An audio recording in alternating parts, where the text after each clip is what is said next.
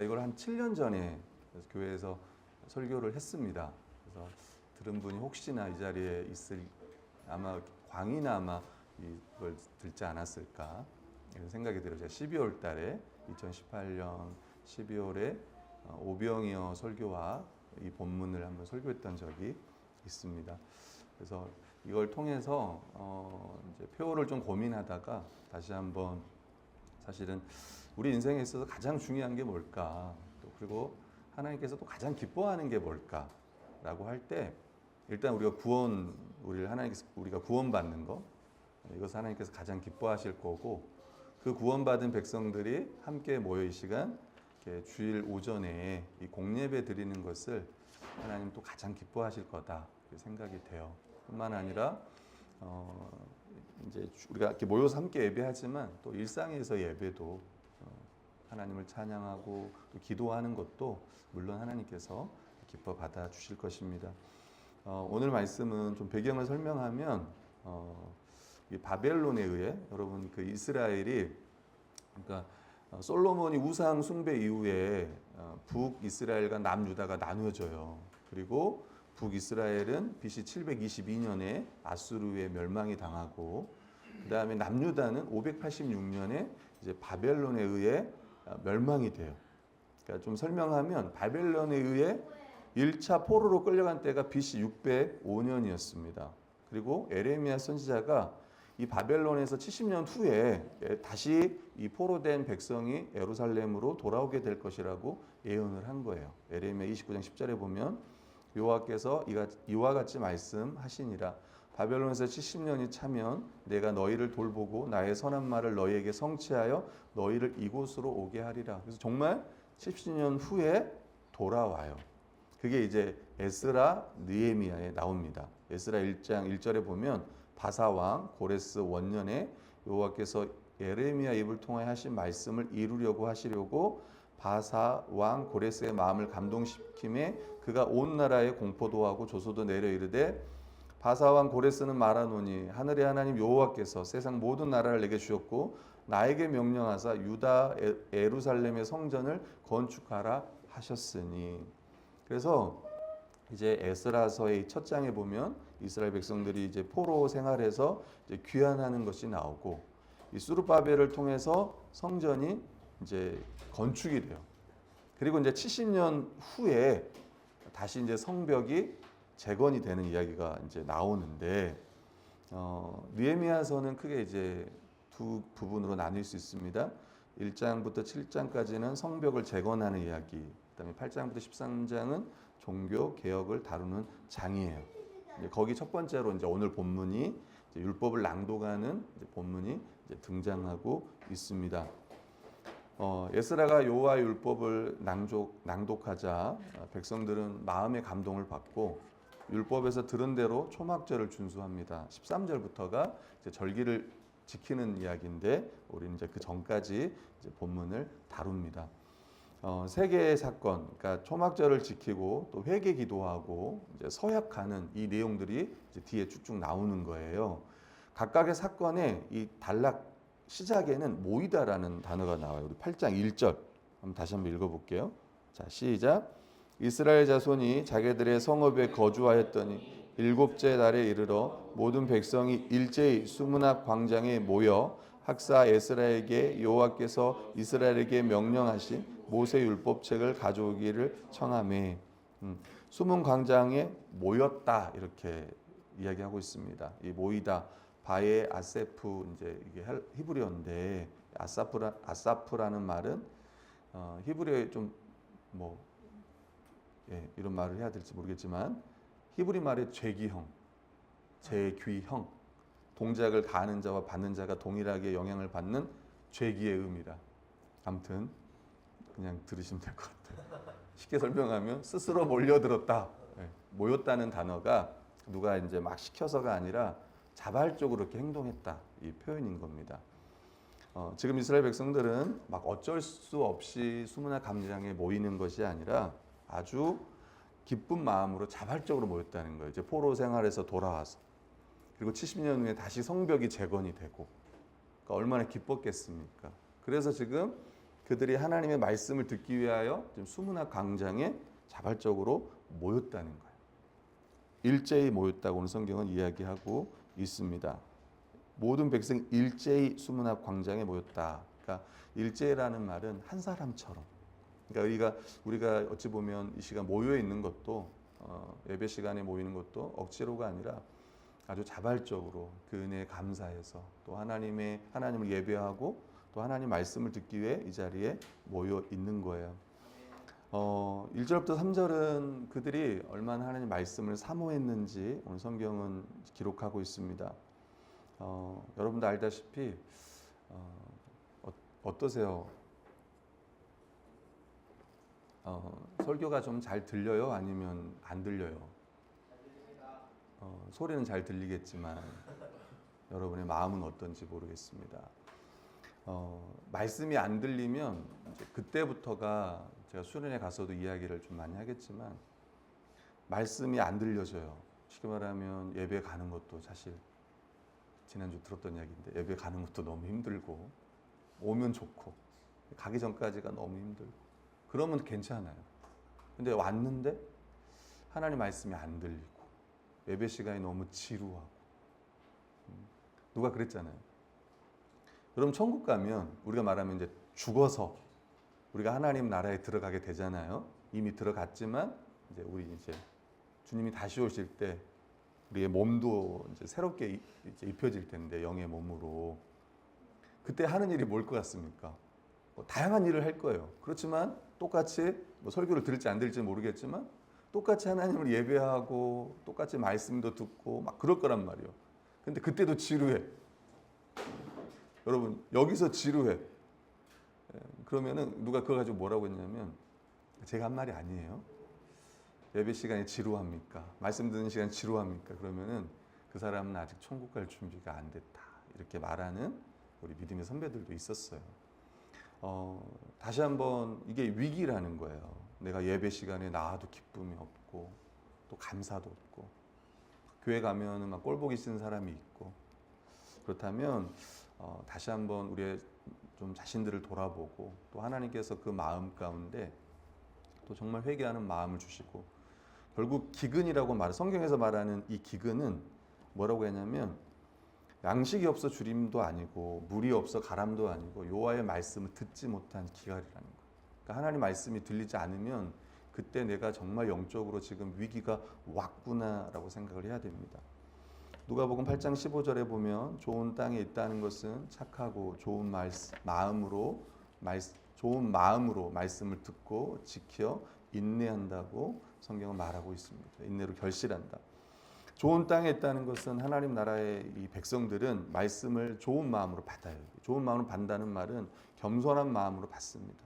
또 순종하는 마음으로 받아요. 그리고 또 어려우면 어려울수록 내 상황이 더 힘들면 힘들수록 우리가 더 말씀을 가까이 하고 더 하나님을 붙들어야 되는 거예요. 저는 거기에 해결이 있다고 생각해요. 해결책은 거기라고 생각을 합니다. 반대로 우리는 힘든 일이 있고 막 이러면 말씀도 놓게 되고 기도하지 않는데 그건 지혜롭지 않는 거예요. 도리어 이렇게 함께 교회에 나와서 더 하나님 말씀에 귀를 기울이고 더 집중하는 거죠. 지금 이 사람들은 하나님 말씀 앞에 서 있는 거예요. 여러분 이 말씀은 우리가 뒤에도 나오지만 또 하나님 찬양할 때 그들이 아멘 아멘 하잖아요. 여러분 왜 설교가 중요하냐라고 했을 때 우리가 설교를 들을 때 아멘으로 받잖아요. 오늘날 이 시대를 영어로 하면 포스트 모더니즘이라고 합니다. 이 시대는 절대적 진리를 부정하는 시대입니다. 절대적이라는 건 없다는 거예요. 나에게 진리인 것만 내가 믿을 수 있는 거예요. 나에게 진리. 절대적 진리가 아니라 나에게. 그러니까 누군가에게는 진리지만 누군가에게는 진리가 아닐 수 있다는 거예요. 절대적 진리라는 것도 없고 모든 진리가 상대적이다. 내가 받을 수도 있고 내가 안 받을 수 있다. 하나님의 말씀도 절대적인 진리일 수 없다는 생각들은요. 이거는 사단이 우리에게 주는 생각들이에요. 여러분 잘 생각해보면 에덴 동산에서 하나님 말씀을 원래는 처음에 아담이 절대적으로 받아들였습니다. 거기에 순종했어요. 아담과 하와에게 이 사단이 접근해가지고 말씀을 상대화하도록 유혹합니다. 말씀을 상대적으로 받아들인다는 건 자기 중심으로 해석하여 유익이 없으면 받아들이고 유익이 없으면 안 받아들이는 태도를 말하는 거예요. 이스라엘 백성이 말씀을 사모하게 된 것처럼 우리 자세도 바뀔 수 있다면 우리도 마찬가지로 또 예배가 또 회복될 수 있을 거예요. 또 새로운 부흥을 경험하게 될 수 있을 거예요. 부흥의 시작은 말씀에 대한 갈급함입니다. 하나님 말씀으로 채워주지 않고는 하나님의 자녀처럼 살아갈 수 없다는 고백이 어찌 보면 우리의 고백이 되어야 돼요. 말씀의 귀를 기울이지 않는다. 우리 인생에 어떠한 일도 쉽게 말하면 부흥도 없을 거예요. 회복도 없을 거예요. 그래서 2027년 우리가 지금까지 하나님 말씀을 잘 붙들고 왔지만 또 이 말씀 의지해서 하나님으로 예배하고 있지만 26년에는 더 말씀을 사모하고 또 여러분 어떤 교회가 부흥하는 줄 아세요? 어떻게 보냐면 언제 보면 아냐면요. 그 10시 50분을 보면 알아요. 좀 더 말하면 10시 45분. 계단에 줄을 쫙 서는 거야. 계단에 줄을. 다음에는요. 딱 45분에 와서 딱 계단에 줄을 서서 올라오고 있어요. 그럼 사람들이 저게 사람들이 많나? 줄을 서서 들어가네. 예. 그 어떤 교회는 그렇게 하는 교회도 있는 것 같더라고요. 딱 그 시간에 딱 줄 서서 들어와. 우리가 바깥에 사람들이 교회에 있는지도 모르잖아. 그 시간만 되면 사람들이 바깥에 줄을 쭉 길게 몇 명 안 되지만 쭉 서 있어서 들어오는. 여러분 정말 제가 혹시나 오해하지 않기를 바래요. 예배 시간 지각을 한다거나 아니면 뭐 5분 10분 빨리 온다 이 말을 하고 싶은 게 아니라 진짜 우리 기독교 역사 가운데 부흥하던 시기를 생각해 보잖아요. 여러분 몇 시간부터 오냐면요 2시간 전부터 온대요. 로이드 존스 목사님 1981년에 돌아가셨는데 그분이 목회하던 1950년 60년 영국 웨스트민스터 채플에서 설교하셨던 20세기 복음 설교가로 꼽히는 그 목사님 그 교회는 2시간 전부터 들어왔대요. 성도들이 예배를 드리려고 하나님 말씀을 들으려고 그러니까 그러란 말은 아니에요, 여러분. 2시간 전부터 오라는 이야기라. 혹시 2시간 전부터 오면 이제 결이 봅니다, 여러분. 그러니까 이 말하고 한 건 뭐냐면, 그러니까 정말 그만큼 그 말씀에 대한 사모함들이 있었다는 거예요. 우리가 그 정도는 아니지. 우리가 그 정도는 아니지만 교회 올 때 그 말씀을 기대하고 사모하고 오는 거예요. 최근에 2통의 제가 한 통의 문자와 한 통의 편지를 받았어요. 한 통의 편지 설교 준비하고 있잖아요. 부산에 있는 한 지체가 그 비타민 이렇게 보냈더라고. 보내면서 이제 영의 편에서 보내주었는데 거기다가 기대하고 설교를 기대하고 기도합니다.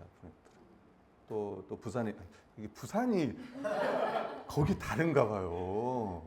여기 서울 확실히 부산이 부흥의 도시야 거기. 또 부산에서요. 문자가 어제 왔더라고요. 목사님 기대하고 기도하고 있습니다. 그 온전한 교회 김동주 목사님 계시는데 보내줬다. 근데 이제 기도했다는 것도 참 감사하지만 제가 더 기뻤던 거는 기대했다는 거예요. 제가 요즘에 설교 준비를 오늘도 3시에 잤습니다. 새벽 3시. 어제 2시에 잤고 그 전날엔 4시에 잤고 새벽을 이야기하고 있습니다, 여러분. 혹시 왜 이렇게 목사님 일찍 주무셨지? 오후 2시, 4시 뭐 새벽에 이렇게 잤어요. 그러니까 이제 하면서 또 저도 감사하고 말씀을 가까이 할 수 있음에 또 감사하고 또 생각해 보니까 내가 그렇게 그나마 그 시간 동안 집중할 수 있었던 게 이렇게 성도들이 기도하고 있어서구나.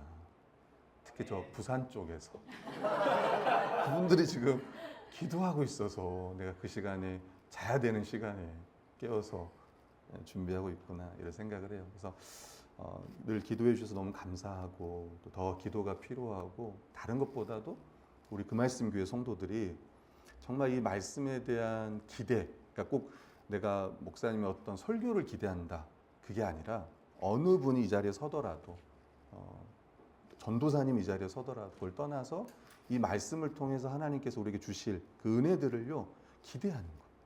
정말 사모하는 거고 이것을 위해서 또 집을 나오기 전에 기도하고 또 토요일 날 전날에 또 그때도 자기 전에 한번 예배를 생각하면서 같이 기도하고 저도 마찬가지고 설교를 위해서 또 예배를 위해서 같이 기도하면 좋겠다. 제가 생각하는 성경적 교회는요 뭐 많은 게 있겠지만 저는 여러분이 교회 가는 게 기대되는 게 저는 성경적 교회라고 생각해요. 제가 생각할 때. 제 나름의 성경적 교회는 있죠. 말씀의 바른 선포와 성례가 바르게 집행이 되고 권징이 시행되고 직분을 잘 감당하고 여러 가지 있겠지만 그걸 다 떠나고 그냥 제가 생각할 때는 교회에 오는 게 정말 기쁜가? 교회에 오는 게 정말 기대가 되는가? 예배 드리는 게 정말 그거요. 제가 생각하는 성경적 교회는 그거예요. 기대가 되는 교회입니다. 아멘. 그래서 이거 하나 샀어요. 이거 하나 여러분, 요거라도 이게 자동으로 조절할 수도 있고 이제 여기 때문에 산 건 아니고 이제 집회 갔는데 뭘 놓고 이제 이게 낮으면 안 보이니까 뭘 준비해 오라더라고요. 그래가지고 산 거예요. 아무튼 뭐라도 오면 기대가 되고 교회 오면 뭐라도 좀 있고 저는 어떤 생각이냐면 밥이라도 성도들이 기대하면 좋겠다. 개척 처음 할 때 그래서 또 아내가 그 기대에 부응해 줘가지고 또 오늘은 떡볶이가 또 기대가 됩니다.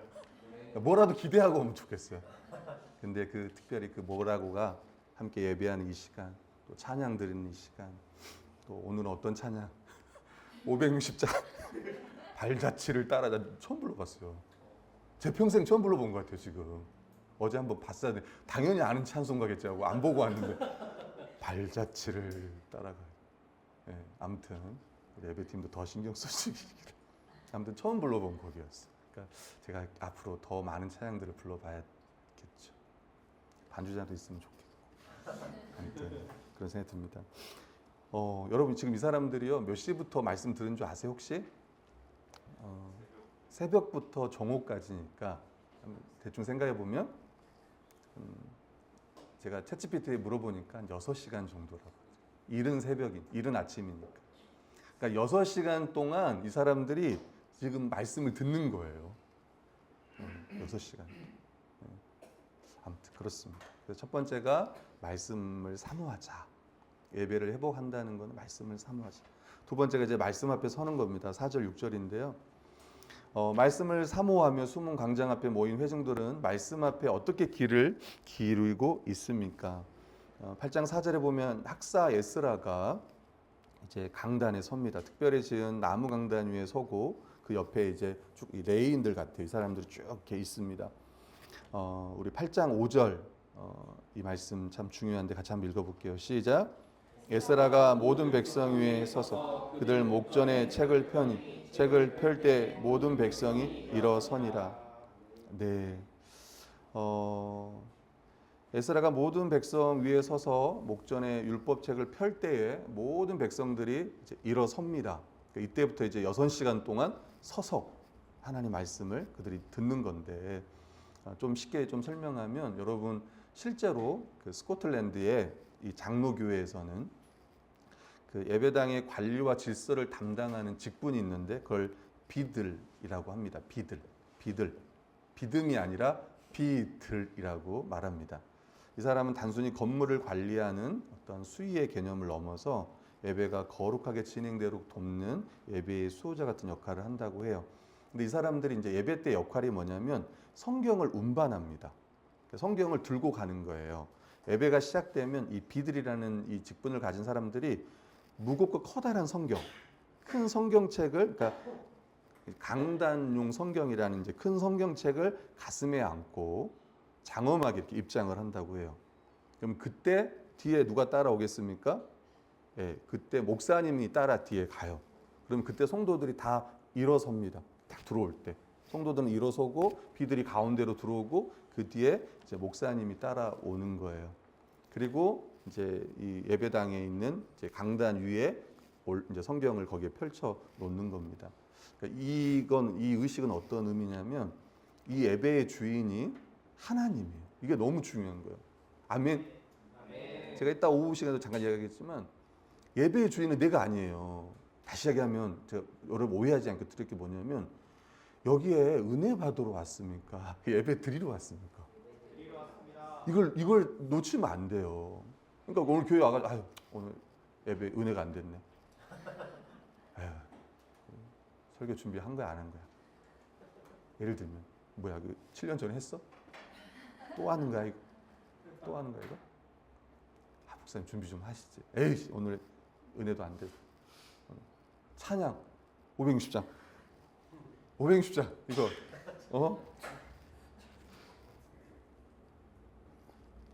예배 초반부터 이거 그래서 생각해보면 무슨 말이에요? 이건 예배를 드리러 온 사람이 아닌 거예요. 모르는 찬양일 수도 있고 또 처음 불러본 찬양일 수도 있고 또 설교가 어떨 때는 말씀이 오늘 목사님 말씀을 저렇게 하실까 논리적 연결도 잘 안 되는 것 같고 적용도 너무 빈약한 것 같고 성경 해석도 자의적인 것 같고 예를 들면 은혜가 참 안 되네. 오늘 뭐 다 안 되네. 밥이라도 맛있으면 좋겠다. 밥이라도 밥도 맛없네. 밥 먹고 싶었는데 밀가루 떡볶이 주시네. 뭐 이렇게 생각할 수도 있어요. 근데 저도 이제 가끔은 그런 생각할 때가 있는 것 같아요. 여기는 예배를 여러분 은혜로 받으러 오는 게 아니에요. 그래서 은혜 받으러 온 게 잘못됐다는 말을 하고 싶은 게 아니라 첫 번째 목적은 우리는 예배를 드리러 온 거예요. 여기에 아멘. 이걸 바꾸면 안 돼요. 그러니까 어느 곳에 가든 또 어떤 말씀이 들려지든 어떤 환경이든 PPT가 잘 안 나오든 뭐 하든 오늘 내가 어제 어떤 안 좋은 일이 있었든 뭐 하든 그걸 넘어서서 이 시간은 하나님을 예배하러 온 거예요. 2006년에 보면 이제 여러분에게 많은 어려움들이 있을 거예요. 실제로 예배 시간에 은혜가 안 될 때도 있을 겁니다. 근데 그걸 넘어서는 거예요. 내가 이 자리에 왜 있지? 내가 지금 하나님께서 나를 왜 이 자리에 보내신 거지? 내가 구원받지 않았다면 이 자리에 없을 텐데. 그런 내가 온전히 이 시간 내 마음을 다스려서 힘들겠지만 어떤 슬플 때도 있을 거고 마음에 어떤 근심이 가득 찰 때도 있고 때론 교회 안 가고 싶을 때도 있고 할 때겠지만 그때 내 마음을 다시 다스려서 그래도 하나님을 예배해야지. 내가 그래도 하나님을 높여야지. 함께 찬양해야지. 함께 기도해야지. 아멘 아멘 하는 거예요. 아멘. 설교자도 뒤따라 들어온다고 했지 않습니까? 무슨 말이냐면 설교자 역시 말씀 아래에 있는 수종자라는 거예요. 그 말씀을 받드는 자라는 겁니다. 설교자는 자신의 이야기를 하는 것이 아니라 비들이 펴놓은 그 본문을 해석하고 대언할 뿐이라는 겸손한 의미가 여기에 담겨 있다고 해요. 우리 교회도 마찬가지로 일어서요. 일어섰습니다. 말씀에 대한 전적인 신뢰와 겸손과 존경의 표현입니다. 그 말씀 교회도 성경을 봉독할 때 다 같이 일어서서 우리 어린아이들도 일어서서 하나님 말씀을 받습니다. 그리고 나서 이제 에스라가 하나님을 찬양해요. 위대하신 하나님을 찬양합니다. 이제 6절에 보면 위대하신 하나님 여호와를 송축하며 이런 표현이 있습니다. 그러니까 그들이 바벨론 포로에서 이스라엘 땅으로 돌아온 것은 하나님의 은혜였죠. 하나님의 능력이었습니다. 뿐만 아니라 성전과 성벽까지 재건이 되었습니다. 여러분 1장에 보면 그 느헤미야가 그걸 재건하러 왔을 때 그 예루살렘 성벽이 회파된 걸 보면서 막 울었을 거예요. 막 그걸 보면서 그리고 나서 52일 만에 이게 완공이 되는데 그 완공하는 게 쉬운 게 아니었어요. 끊임없이 이 적들이 끊임없이 공격해서 낮에는 벽을 쌓고 밤에는 보초를 서야 했었습니다. 또 내부적으로 경제적인 어려움도 있었던 거예요. 그러니까 실제로 이 느헤미야는 녹을 받지 않고 자기 것을 이렇게 해가지고 막 백성들을 막 먹이면서 이 일들을 진행해 나갑니다. 오직 하나님의 은혜와 또 선한 손이 함께 하심을 믿는 이스라엘 백성들은 손을 들고 아멘 아멘하고 외쳤던 거예요. 그들이 손을 든 것은 하나님만을 경배하고 하나님만을 의지한다는 믿음의 표시였습니다. 그들은 하나님 말씀을 듣기 전에 에스라를 통해서 말씀하시는 하나님을 찬양하고 그분 앞에 겸손히 엎드린 거예요. 우리가 교회도 마찬가지잖아요. 우리가 하나님 말씀을 듣기 전에 먼저 우리가 엎드려서 엎드리진 않지만 함께 찬양하고 그 은혜를 높입니다. 세 번째는요. 7절, 8절은요. 말씀을 깨달아요. 7절에 보면 아까 말했던 요 사람들이 뒤에 보면 레위 사람들은 백성의 제자리에 서 있는 동안 한 6시간 동안 서 있는 동안 그들에게 율법을 계속 깨닫게 합니다. 설명해 주는 거죠. 하나님의 율법책을 낭독하고 그 뜻을 해석하여 백성에게 그 낭독하는 것을 다 깨닫게 하니 이 13인의 레위인들이 말씀을 잘 깨닫도록 돕습니다. 우리가 하나님 말씀이 깨달아지는 것, 저도 마찬가지죠. 제가 하는 역할은 말씀을 또 해석하고 쉽지만 또 해석하고 또 여러분들이 잘 이해할 수 있도록 또 알려주고 또 적용할 수 있도록 돕습니다. 이 당시 모세 오경은 히브리어로 돼 있어요. 히브리어. 포로 귀환하는 사람들은 히브리 방언인 아람어를 써요. 우리 아멘, 아빠 이 단어들이 아람어예요. 요 아람어를 사용했기 때문에 어찌 보면 통역을 해줘야 됐어요. 번역을 해줘야 되었습니다. 뭐 제가 이제 성경 번역의 역사도 좀 있겠지만 좀 넘어가고 여러분 우리나라도 우리나라 옛날 조선시대 이제 처음에 기독교가 좀 들어왔을 때 조선 후기에 기독교가 들어왔을 때 글을 모르는 사람들이 많았어요. 특히 이제 교회 안에 할머니 할아버지들. 근데 이 사람들이 성경을 읽기 위해서 한글을 공부하신 거예요. 그리고 우리 이제 그 아내 외할머니도 용왕을 섬겼던 분이었습니다. 바닷가에 부산에 계셨고 남해에 계셨고 용왕을 섬겼던 분인데 이분이 이제 딸들이 예수님 믿으라고 막 복음 전하면 핸드폰을 이렇게 뒤집어 놓는 거예요. 이렇게 안 들으려고. 근데 이제 믿었어요. 이분이 믿고 말씀을 보고 싶은 거예요. 그래서 목사님께 한글을 배워서 이제 성경을 읽었다고 하는 이야기를 제가 들었습니다. 심지어 제가 예전에 이제 교회 사역할 때 실제로 초등학교를 나오지 않은 분들도 이제 한글을 읽는 성경책을 읽는 권사님들이 집사님들이 많이 이제 계셨어요. 한 번은 이제 한 90, 80대 후반인 할머니 혼자 사신 할머니가 제가 교회에 있는데 울면서 저를 찾아왔어요. 목사님, 이 말씀이 이해가 안 갑니다. 왜 모세가 그 떨기나무 그 앞에서 신발을 벗어야 됐었습니까? 그건 자기가 이해가 안 됩니다. 혹시 이야기 아세요? 처음에 이제 모세가 하나님의 그 계시를 들을 때 이스라엘 백성을 구원하라 이 계시를 들을 때 이제 떨기나무에 불이 타오르는데 소리 막 들려요. 근데 하나님이 이곳은 거룩한 땅이니까 신발을 벗어라 하거든요. 그러니까 신발을 벗는다는 표현이 이제 하나님 앞에 어떤 하나님을 경배하고 뭐 이런 것 같아요. 존경의 표현이고 존중의 표현이었던 것 같고 또 당시에 이제 신발을 벗었던 자들이 종들이 이제 신발을 벗었잖아요. 내가 하나님의 종입니다 이런 표현이었던 것 같아요. 이야기를 해줬어요. 그러냐 그러면서 웃으시면서 가는 모습을 제가 봤습니다. 제가 이야기를 하는 건 뭐냐면 에스라가 이제 성경을 낭독하면 레인들이 그 단어를 번역하고 또 설명했습니다. 열심히 가르쳤고 회중들은 열심히 들었어요. 결국 우리가 제가 시간이 없어서 좀 많이 넘어가는데 레인이 말씀을 깨닫게 했던 것처럼 우리가 하나님 말씀을 이렇게 깨닫게 하는 분은 또 성령님입니다. 그래서 말씀이 여러분 깨달아지나요? 하나님 말씀이 믿어지고 그 말씀대로 살고 싶은 마음이 여러분 드십니까? 그건 우리는 다 성령의 이제 역사인 거예요. 말씀이 깨달아지는 것은 우리가 성령의 조명하심이라고 이야기합니다. 또 성경의 저자는 성령님이기 때문에 하나님 말씀을 능히 깨닫게 하실 수 있는 분이고 오늘날에도 그 역사는 계속 되어져요. 또 말씀대로 살아가게 하는 그 성화의 역사가 계속 일어나고 있습니다. 그러니까 지금 이들이 성경은 그냥 듣는 걸로 끝나는 게 아니라 이게 이해가 돼야 돼. 무슨 말씀인지. 설교 시간도 마찬가지고 이해가 돼야 돼. 또 설교 나눔할 때 혹시 이해가 안 되는 부분이 있으면 또 그것들을 물어보고. 여러분 이해해야 쉽게 말하면 성경을 해석해야 또 성경을 적용할 수 있지 않습니까?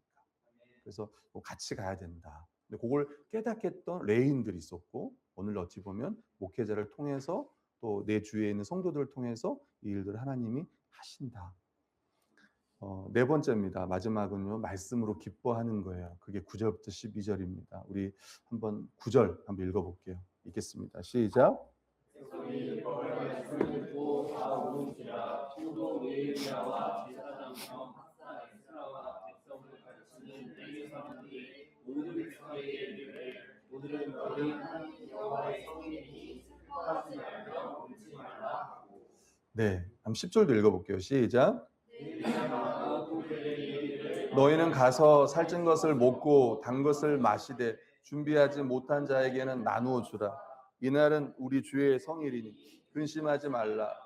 여호와로 인하여 기뻐하는 것이 너희 힘이니라. 아멘. 여러분, 이 이제 율법책을 듣고 막 울어요. 성도들이, 백성들이 막 웁니다. 그때 이 느헤미야, 에스라, 레위인들이 백성들에게 울지 말라, 슬퍼하지 말라 이렇게 이야기해요. 왜냐하면 오늘은 너희 하나님 여호와의 성일이다. 그래서 이날은 어떤 날이냐고 보면 절기적으로 보면 나팔절이라고 해요. 나팔절. 이날은 나팔을 불어 새해를 알리고 기뻐하며 안식하는 날이에요. 어찌 보면 새해 첫날 이 본문이 잘 맞은 거예요. 새해, 이 7월이지만 이스라엘 백성들에게는 그게 새해라고 하더라고요. 그러니까 이날 성도들이 함께 하나님 말씀 듣고 기뻐하는 게 나팔절을 잘 지키는 거예요. 그리고 뭐라고 하냐면 살찐 것을 먹고 이날에 함께 가서 살찐 것을 먹고 단 것을 마시자.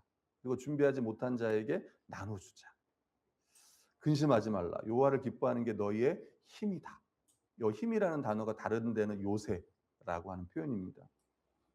여러분, 오늘은 주일이고 또 우리도 마찬가지로 가장 기쁜 날이고 가장 행복한 날이에요. 아멘. 우리 주님 때문에 그렇습니다. 결국은 이 안식일이 예수 그리스도의 십자가의 죽음과 부활로 말미암아 다 성취가 된 거예요. 안식의 주인이 오셨고 이제는 그리스도 안에서 우리가 이 하나님의 나라의 안식을 참여하며 우리가 막 누릴 수 있는 거예요. 우리가 주일을 지킨다는 게 그런 의미입니다. 주일을 지키면서, 다시 말하면 우리가 주일에 함께 하나님을 예배하면서 참된 안식을 누리고 또 그 안에 성도들과 함께 기쁨을 누리는 거예요. 살찐 것을 먹고 단 것을 마시자. 또 준비하지 못한 자에게 나누어 주라. 이날은 함께 기뻐하는 날이에요. 사랑하는 성도님들 중에 혹시 기뻐하지 못하는 분들이 있습니까? 혹시 염려 가운데 있는 성도들이 있습니까? 또 이 예배에 참여하지 못하는 분들도 있습니다. 이제 말씀드리고 싶은 거는 걱정하지 마시라 이 말씀 드리고 싶고, 교회가 있다. 여러분, 아이들이 많이 불렀던 노래입니다. 아빠 힘내세요. 우리가 있잖아요. 교회가 있잖아요. 예전에 이제 한 목사님이 이제 둘째를 등남했어요. 지금 이제 셋째 딸까지 있는데, 제가 이 당시에 설교 준비할 때 7년 전에 이야기예요. 벌써 이제 나이가 이제 많이 초등학생이 된 거죠, 애들이. 이제 막내 딸이 이제 돌 정도 지났고, 첫째랑 이 남자애 둘이가 연년생이야. 근데 동생이 태어난 거야. 첫째는 당시 좀 걸어 다닐 때였는데 동생이 태어나니까 웃음이 사라졌다고 하더라고요. 무슨 말이겠습니까? 왜 웃음이 사라졌겠어요? 이제 모든 사랑을 받다가 이제 그 사랑이 동생한테 간 거야. 그래서 내가 이제 걔를 봤는데 표정이 안 좋더라고. 어리지만 꼬만데. 그래서 내가 걔한테 그랬어요. 성현아, 힘내라. 교회가 있잖아. 그때가 걔가 지금 생각하면 2살 뭐 이럴 때였습니다. 무슨 말인지 뭐 너무 어려서 몰랐지 않겠습니까? 근데 그 당시에 그 아이는 이 주님의 교회에서 이제 조은희 목사님 아들인데 엄청 사랑을 받을 때였어요, 그 아이가. 걔는 몰랐던 거예요. 어린 나이 이제 엄마 아빠 사랑을 못 받으니까 자기가 사랑을 못 받는다고 생각했던 것 같아요. 교회에서는 정말 이 목사님도 그렇고 너무 사랑했던 아이였는데 우리도 마찬가지입니다. 혹시 우리 안에, 우리 교회 안에 혹시 내가 가정에서나 뭐 어디에서나 그런 마음이 드는 분들이 있을지 모르겠습니다. 그러나 교회가 있습니다. 사실 교회가 꼭 사랑을 받는 것만은 아니에요. 제가 지난주 설교했던 것처럼 사랑을 주는 거예요. 성경은 뭐라고 하냐면 서로 사랑하라고 이야기해요. 그러니까 사랑을 받을 때도 있지만 사랑을 줄 때도 있어요. 제가 이번에 이제 설교를 준비하면서 한 예화를 뭐 하나 하면 좋겠다. 혹시 아시는 분들 있는지 모르겠는데 그 황제 펭귄 혹시 아세요? 네. 그 뭐라고 하죠? 같이 이렇게 다 이렇게 붙어 있는 거? 허들링 하죠. 허들링. 허들링이에요. 여러분 남극이 제일 춥다고 하잖아요. 영하 40도. 그러면은 그 남자가 그 남자 펭귄 수컷이 알 하나를 자기 다리 밑에다가 품고 있잖아요. 그리고 엄마는요 먹이를 구하러 떠나요. 그러니까 아빠들만 이렇게 모여 있는 거예요. 근데 다 붙어 있어요 이렇게 펭귄들이 이렇게 붙어 있어. 근데 어떻게 되냐면은 붙어 있잖아요. 근데 기온이 40도고 바람도 이게 150km인가 이 바람 추위뿐만 아니라 막 그러니까 바람까지 매섭게 부는 거예요. 그러면 제일 끝에 있는 애 어떻게 돼요? 얼어 죽잖아. 이게 어떻게 돌아가냐면 저도 잘 모르겠지만 계속 움직이는 것 같아 애들이. 계속 움직이면서 어떻게 되냐면 이 뒤에 있는 애들이 앞으로 들어가요. 이 사이로 들어가 안으로 중앙으로. 그럼 중앙에 있는 애들이 또 바깥으로 나가 이렇게. 그러면서 이게 그게 이제 도는 거예요. 그게. 그러면 안에는 온도가 몇 도인 줄 알아요? 40도. 아니 40도가 아니라 37도. 중앙에는. 아까 뭐라고 했죠? 허들링. 그 허들링 이걸 허들링이라고 하는데 그 중간의 온도가 36, 7도. 그렇게 2달을 그렇게 하는 거야. 2달까지 모르겠어요. 2달 동안 이제 그 아빠가 그 새끼를 갖고 있다고 하는데 그렇게 추위를 이겨내는 거예요. 그렇게 서로 온기를 나누는 거예요. 교회도 마찬가지예요. 교회도. 어떨 때는 정말 사랑이 필요할 때가 있어. 그럼 교회가 그 사람에게 사랑을 주는 거예요. 함께 하고 또 실제로 어려울 때 도와주고 외로울 때 옆에 있어주고 슬플 때 울어주고 기쁠 때 함께 기뻐하고 그러면서 또 반대로 또 그 사람이 힘들면 반대로 그잖아요. 교회 안에 어떤 사람이 항상 그 사람은 항상 행복하고 항상 기쁘고 그런 게 아니잖아요. 혹시 우리 중에 그런 사람 있어요? 목사님 저는 항상 기뻐요. 제가 봤을 때는 우리 교회 결이? 근데 결이도 먹을 거 안 주고 힘들어하더라고요. 우리 중에 그런 사람이 없는 것 같아요. 주님 나라 가는 그날까지 우리는 또 사랑이 필요하고 따뜻함이 필요해요. 그걸 위해 교회가 있는 거예요. 교회가 그렇게 따뜻함 나를 이렇게 보호해 주는 거예요. 그러면서 함께 기쁨을 나누고 우리 그 말씀 교회 안에서 2006년이 그런 한 해가 되었으면 좋겠어요. 2026년이 그런 한 해가 되었으면 좋겠어요. 많은 어려움도 있을 겁니다. 또 많은 힘듦도 있을 거예요. 그럴 때 다시 말씀을 붙들고 또 예배의 자리로 나오고 또 예배의 중심으로 들어가고 예배의 중심으로 바깥이지 말고 얼어 죽을 수 있어요. 안으로 들어오는 거예요. 더 교회 안으로 더 들어오시는. 근데 또 바깥으로 나가면 안 되는데 약간 예화가 좀 그렇지만 아무튼 그렇습니다. 그래서 허들링을 진짜 허들링은 교회다. 여러분 기억해 주시면 좋겠고 예배가 우리가 다시 회복되어지는 정말 그 하나님 말씀에서 오는 그 온기와 또 성도들의 그 사랑 예배 가운데 또 교회를 통해서 더 누리시기를 소망합니다. 아멘. 기도하겠습니다.